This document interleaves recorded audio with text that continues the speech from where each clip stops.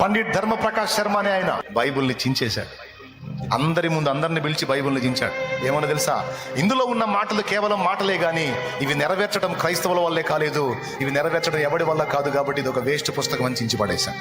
కొద్ది కాలం తర్వాత వివాహితుడయ్యాడు. ఆ వివాహం చేసుకుంది ఎవరన్నా తెలుసా, అనుకోని స్థితిలో ఒక దైవజనుడు కూతుర్ని పెళ్లి చేసుకున్నాడు. ఆయన అన్యుడు, ఒక దైవజనుడు కూతుర్ని పెళ్లి చేసుకున్నాడు. పండిట్ ధర్మప్రకాష్ శర్మ అనే ఆయన చేసుకునేటప్పుడే చెప్పాడు, నువ్వు క్రిస్టియన్ అని నాకు తెలుసు, క్రిస్టియన్ అంటే ఇక నీ బాధ్యతలు ఎట్లా నెరవేరుస్తావు కూడా నాకు తెలుసు. ఇక మీ బాధ్యతల్లో మొట్టమొదటి బాధ్యత ఏంటంటే పక్కోడికి చెప్పడం. నా మీద అలాంటి ప్రయోగాలు చేశావంటే చరిత్ర లేకుండా చేస్తాను నీకు, అది ఆయన లైఫే లేకుండా చేస్తాను నీకు అని వార్నింగ్ ఇచ్చాడు భార్యకి. ఎప్పుడు మీ దగ్గర ఎత్తనంది దేవుని మాట ఎత్తనంది. సహోదరులు భక్త సింగ్ గారు ఆమె ఉన్న ప్రదేశంలో కూటం పెడుతున్నాడంటే ఆ రోజు భర్తను రెడీ చేసి ఆయన సాగనంపుతూ కాళ్ళకి సాక్సులు తొడుగుతా బూట్లు వేస్తా భర్తకి చెప్పింది, ఈరోజు కొంచెం పెందలు కట్టండి, నేను పుట్టినప్పుడు నాకు పేరు పెట్టినటువంటి దైవజనుడు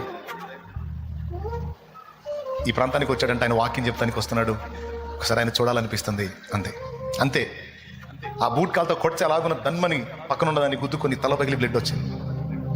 ఉగ్రుడై చూస్తా ఉన్నాడు భార్య వైపు, తలకి ఏదో కట్టేసుకుంది. ఆయన ఏం కరగల, ఏం మాట్లాడలామే.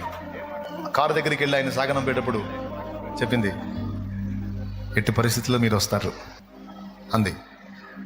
నేనంటే మీకు చాలా ఇష్టం, తప్పకుండా మీరు వస్తారు. కారులో కూర్చొని ఆలోచించడం మొదలుపెట్టాడు.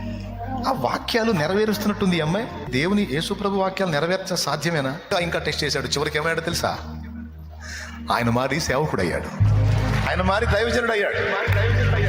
ఏ స్థాయికి వెళ్ళాడు తెలుసా, ఇందిరాగాంధీకి సువార్త చెప్పిన వ్యక్తి ఆయన.